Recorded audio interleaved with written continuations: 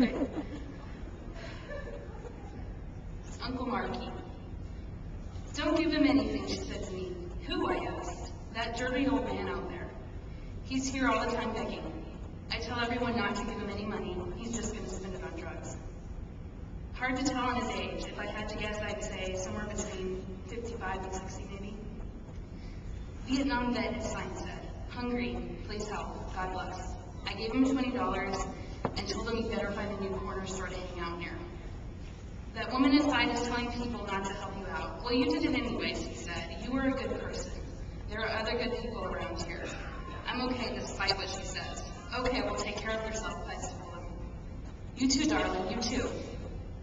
I managed to make it to my car before I started sobbing.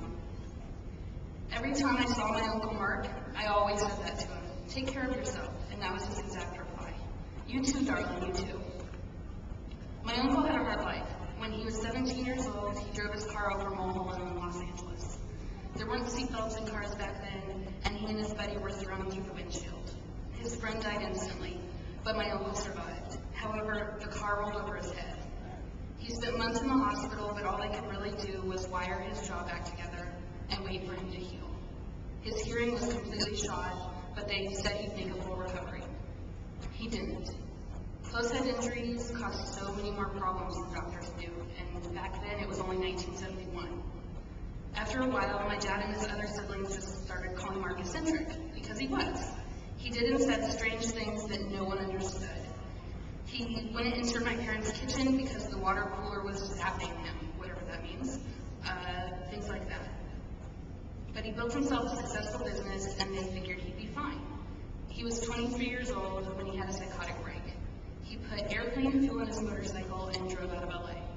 At some point, the cops started chasing him, but they couldn't even begin to catch up to him. We laugh about it now, but his bike engine melted right outside Camarillo Mental Hospital. The cops took him to jail.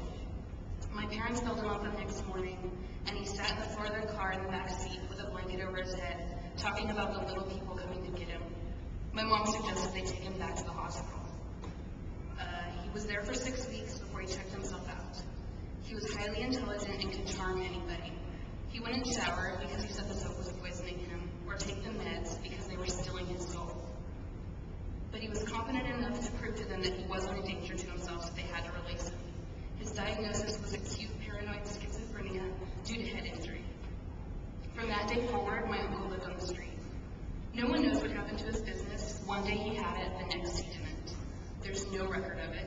All we know is that when he applied to disability, they were shocked at the amount of money he'd get every month.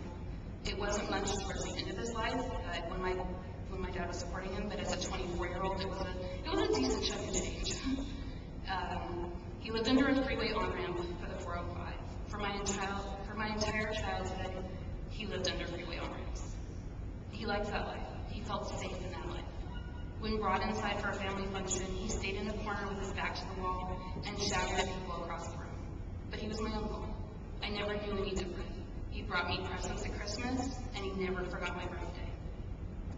At my dad and stepmother's wedding, my other uncle and my grandfather held him down and showered him. He asked them to because he didn't want to miss the wedding, and he knew that was the requirement, a shower. At the ceremony, which was on a boat in Marina del Rey, he stood outside and took pictures of the sunset. But he was there. He loved his family.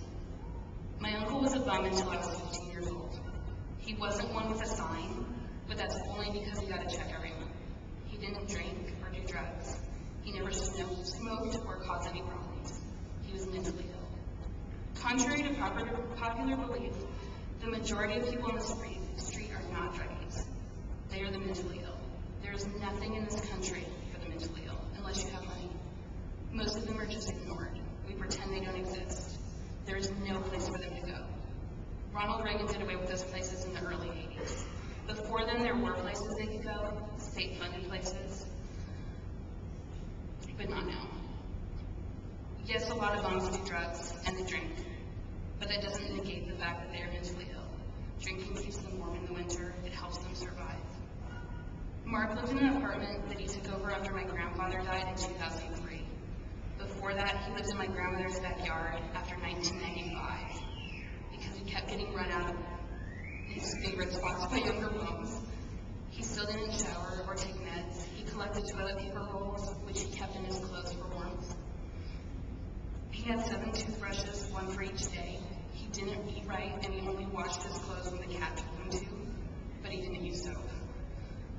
He had 7 couches in his 1-bedroom apartment because the people needed a place to sit.